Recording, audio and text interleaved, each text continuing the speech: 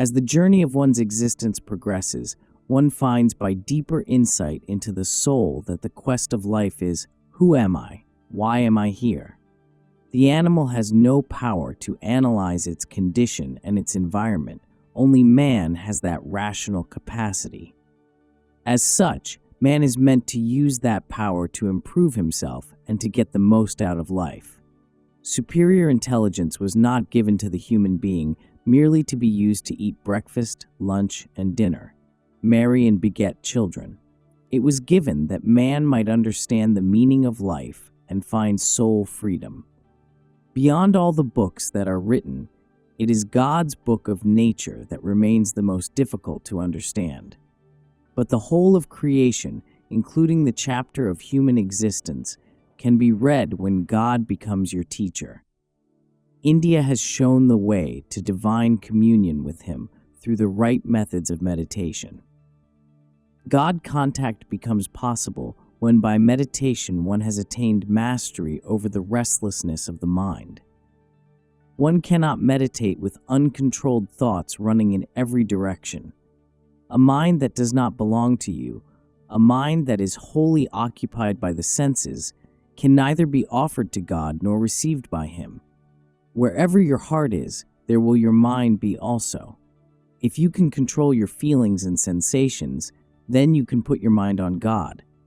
Having God, you shall have everything else. That is why Jesus said, "Seek ye first the kingdom of God and His righteousness, and all these things shall be added unto you." As you commune with God through meditation, you will find yourself resurrected in His being. His Spirit alone can right all evils in the world and in oneself. But man must make the effort to realize that divine consciousness and to manifest the Lord's infinite goodness within himself.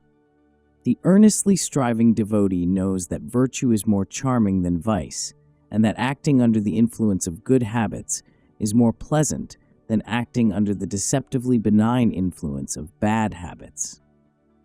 Good habits bring joy, bad habits bring sorrow. Habits of yielding to passions result in suffering. Habits of yielding to the mechanical routine of worldly life beget monotony, indifference, vexation, worry, fear, disgust, disillusionment. Habits of attending church and sacred lectures produce fitful inspiration and momentary desire for God. But habits of devotional meditation and concentration produce realization.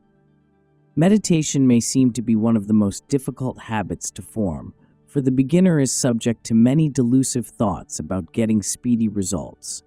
The results of meditation come slow but sure. Many novices desire some form of spiritual entertainment. Others expect their efforts to be rewarded right away with the manifestation of heavenly lights, saints, and deities, but this expectation is premature.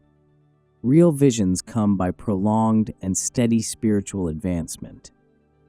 Premature experiences of phenomena are generally hallucinations.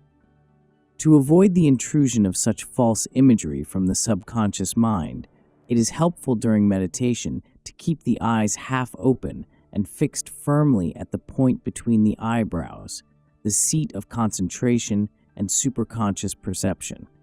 Above all, do not love or desire visions more than God. The true signs of progress in meditation are the following: an increasing peacefulness during meditation, a conscious inner experience of calmness in meditation metamorphosing into increasing bliss, a deepening of one's understanding, and finding answers to one's questions through the calm, intuitive state of inner perception, an increasing mental and physical efficiency in one's daily life. Love for meditation and the desire to hold on to the peace and joy of the meditative state in preference to attraction to anything in the world. An expanding consciousness of loving all with the unconditional love that one feels toward his own dearest loved ones.